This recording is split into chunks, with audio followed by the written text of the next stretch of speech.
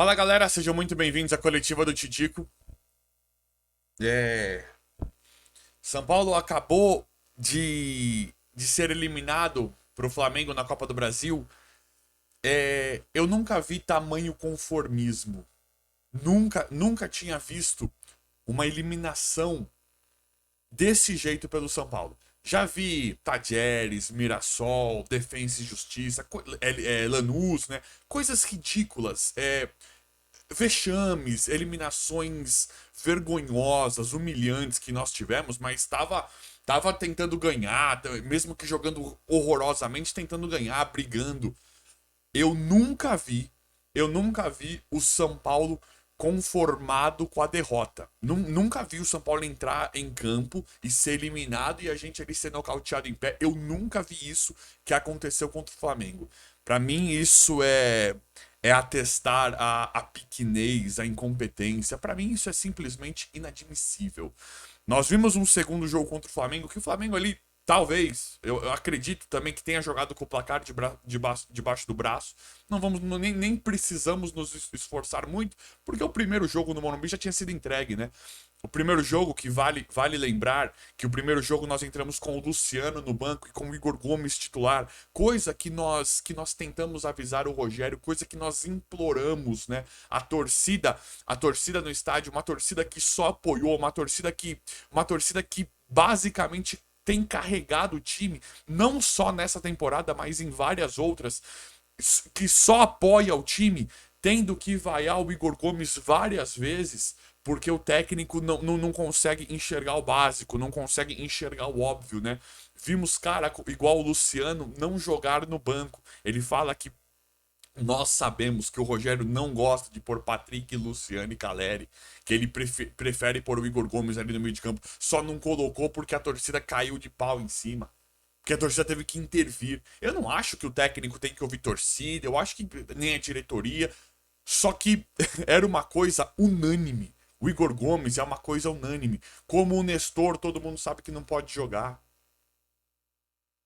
Então nós temos convicções completamente absurdas que coloca a qualidade técnica de técnico do Rogério muito à prova. Não dá mais para esconder isso, infelizmente. Fora que é um conformismo com a derrota impressionante, né? Impressionante. Esse segundo jogo não foi um pouquinho melhor? Se pega cruamente. O São Paulo não deu mais equilíbrio. Claro, ali no individual, quando ficou, nossos melhores jogadores, para mim, os melhores jogadores do São Paulo do ataque ali, né? O Patrick, o Luciano e Caleri, não jogaram bem. Jogaram mal, teve um momento que faltou qualidade pro São Paulo. Mas não foi um pouquinho melhor sem o Igor Gomes, com o Luciano e com o Patrick? Então a gente perde o primeiro jogo por causa do Rogério. Por causa daquelas convicções do Rogério. E ninguém fala nada. Ele não é basicamente cobrado disso. É um técnico de coletiva. Ele chega e dá aquelas coletivas inflamadas, que as perguntinhas a gente sabe muito bem como são. E aí sai por isso mesmo. Ele vira herói. Não estou falando do Rogério Ceni como goleiro. Para mim é o maior ídolo da história do São Paulo. Para mim, ele tem um amor muito grande pelo São Paulo, mas as convicções técnicas, para mim, as convicções de futebol como técnico, são completamente falhas. E muito diferentes. E muito diferentes das convicções do Rogério Jogador. Para mim, o Rogério Jogador tinha uma outra cabeça. Para mim, ele era muito melhor antes de enxergar o jogo do que como técnico. Então é surreal. Fora que o esquema tático dele é muito fraco, né? Muito falho, muito ruim. Porque ele acha que o time tem que ser inteiro fluido, né? Ele tinha um tripé no 3-5-2 com Pablo Maia, Nestor e Igor Gomes, ou as peças que ele substituía, ele tentava fazer essa carga no meio de campo, que ele tentava colocar velocidade, só que isso muitas vezes não funciona porque ele avança as linhas. Ele coloca o Léo e o Diego Costa e o outro zagueiro que tiver lá para construir a jogada. Então eles colocam esses zagueiros no meio de campo.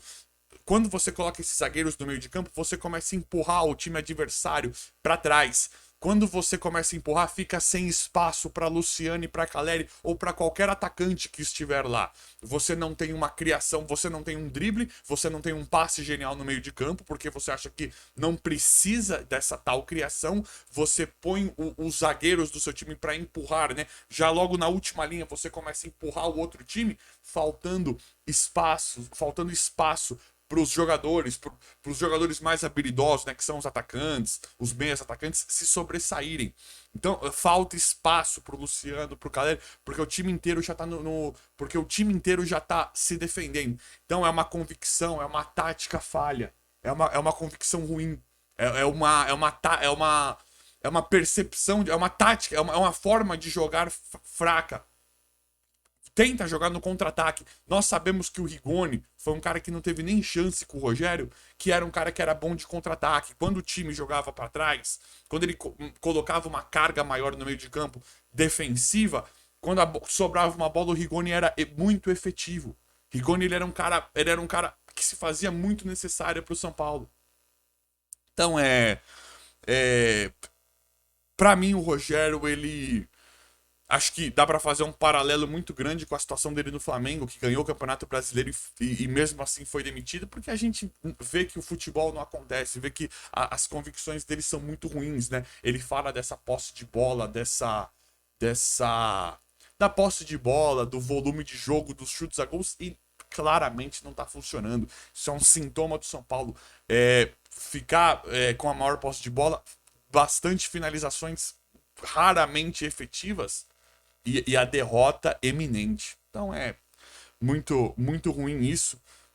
O Felipe Luiz, ele falou uma coisa que nunca vai acontecer no São Paulo, né? Para mim, ele deu aula pro Rogério. O Felipe Luiz, assim que acabou o jogo, ele falou: o Arrascaeta ele é muito diferenciado. Ele é um cara melhor que os outros. Ele é um cara que de nível Europa, podia estar na Europa. Eu pego a bola e eu já olho o Arrascaeta. Cadê o Arrascaeta? Pro Arrascaeta criar.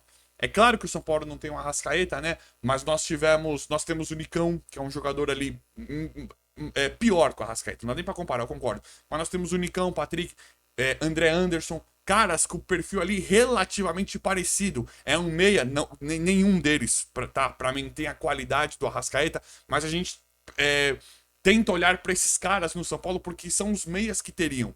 O Benítez era um cara que poderia ter características parecidas com a da Arrascaeta, né? De querer a bola nele para ele começar a criar, para ele rodar, para ele dar um passe, um drible, um chute bom. O Benítez ele era um cara, claro que muito pior que a Arrascaeta. Para mim, o Arrascaeta é o melhor jogador do Brasil hoje. Já falei isso aqui antes. Mas é um cara de características parecidas. No São Paulo foi escorraçado. Vocês acham que o Rogério, quando falaram que o Benítez ia sair do São Paulo, você acha que o Rogério deu algum tipo de importância? Pelo que a gente conhece do Rogério, pelo que a gente vê das escalações do Rogério, dele preferir caras como Sara, Igor Gomes, Nestor, vocês acham que ele queria o Benítez no São Paulo? Pra mim é um jogador que não agrada nem um pouco. E aí a gente olha um pouco pra Patrick, Nicão. Vocês acham que o Rogério um dia vai deixar algum cara criar a jogada? Ele acha que principalmente no meio de campo, o jogador ele tem que pegar e tocar a bola. Toca rápido, põe velocidade no meio de campo. E ele não percebe que isso não tem efetividade nenhuma. Então me deixa muito chateado. O conformismo, parece que o Rogério ele perdeu a memória. Talvez em um dos jogos mais importantes da vida do Rogério, um dos jogos mais importantes para nós foi aquele São Paulo e Liverpool, que o São Paulo foi amassado pelo Liverpool e foi mesmo. Foi um jogo que a gente tava com o coração na boca. O São Paulo acho que deu 2 chutes pro gol. O do Mineiro que fez e um do Josué. E o Rogério tava nesse jogo. O Liverpool foram 3 gols anulados, certo, anulados. O Liverpool ficou com a maior posse de bola, o Gerrard infernal, jogando demais. São Paulo ali só se segurando. E em uma oportunidade nós aproveitamos com o Mineiro e trouxemos o título mundial. Então parece que o Rogério perdeu a memória. O que tá acontecendo? Que convicção é essa de futebol? Você ficar com essa posse de bola inefetiva. Em alguns momentos, você priorizar a posse de bola é diferente, né? Agora, você tá vendo que todo o time tá te jogando no contra-ataque, sabe que você vai vir atacar e só joga no contra-ataque. O Flamengo fez isso as 2 vezes. Não é porque o São Paulo tá amassando o Flamengo. É porque eles sabem que... Espera um momentinho. Aí, quando eles saem com Everton Ribeiro, Arrascaeta, Gabigol e Pedro. Deixa. A gente sabe que todo mundo já identificou, principalmente aqui no Brasil, que essa é a forma do Rogério jogar. Então joga no contra-ataque. E estamos perdendo todos assim. Todos os jogos assim. E aí nós temos uma outra questão, que é... te digo, ele... Pra mim não tá fazendo muito. Pra mim essa Sul-Americana, vou torcer demais pra ganhar, é o São Paulo. A gente precisa muito desse título. Acho que vai ganhar, inclusive. Pra mim, um torneio completamente fácil. O único time melhorzinho que nós pegamos, nós suamos demais pra ganhar, que foi o Ceará, que também jogou dessa forma de contratar. Então Pra mim falta futebol. Eu não consigo ver esse futebol no Rogério. Não consigo ver o Rogério conseguir fazer esse futebol. Acho ele um técnico, infelizmente, muito fraco pro São Paulo. Muito fraco mesmo e muito difícil fazer esse vídeo nesse tom, com esse conformismo. É muito difícil.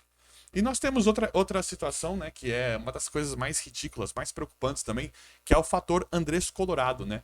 Que todo mundo pediu o Gabriel Neves e o Luan, né? Não estão conseguindo jogar porque machucaram. A gente sabe que o Rogério nunca colocaria 2 volantes, o que poderia melhorar demais a tática do São Paulo, poderia melhorar bastante o formato, mas a gente sabe que isso não vai acontecer, que ele não vai fazer isso.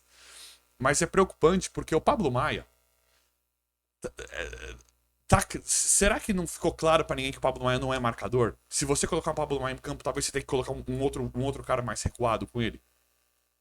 Eu acho que eu sou um dos únicos caras que ainda defende o Pablo Maia, que eu ainda vejo o futebol no Pablo Maia. Eu falo, não, esse cara ele não é possível. Esse cara ele tem que ser bom. Se esperar um tempo, se não pular e tapar com ele tem que ser bom. Só que tá nítido que o Pablo Maia não pode ser titular do São Paulo. Ah, o Gabriel Neves machucou, o Luan não pode jogar, foi por isso que ele colocou o Pablo Maia. Mas o Pablo Maia, ele treme nesses jogos mais importantes, ele nitidamente não tá conseguindo jogar. E aí o Andrés Colorado, aí vocês podem me falar, mas também entrou e fez um jogo ridículo contra o Corinthians. Concordo. Concordo que o Colorado pode estar muito mal. Mas esse cara foi contratado, gente. A informação que chega é que o Rogério queria justamente um cara do perfil do Andrés Colorado. Um volantão alto, forte. Como assim? O Colorado ele foi contratado. Concordo que tá muito mal, mas a conversa não é essa. Se ele foi contratado, não era pra ele ser priorizado a jogar e o Pablo Maia, que é um de Cotia, pra supostamente ali suprir o elenco, pra ele ficar na rebarba se acontecer alguma coisa entre o Pablo Maia. Nós estamos com um cara contratado que não pode jogar. Quem contratou? Quem pediu? Por que está no São Paulo se é tão ruim assim, se não era pra jogar, se não é nem pra ter chance? Então, infelizmente, aparentemente o buraco é muito mais embaixo no São Paulo. Infelizmente. Não me conformo com as coisas que estão acontecendo. São Paulo não tem um time excelente, não, mas de longe, é aquilo que eu sempre falo aqui, de longe, para fazer essas atuações ridículas, essas atuações patéticas, falam que tem que bater de frente com qualquer time do Campeonato Brasileiro e eu não concordo com isso. Comentem o que vocês acham. O vídeo de hoje foi esse. Obrigado e até a próxima.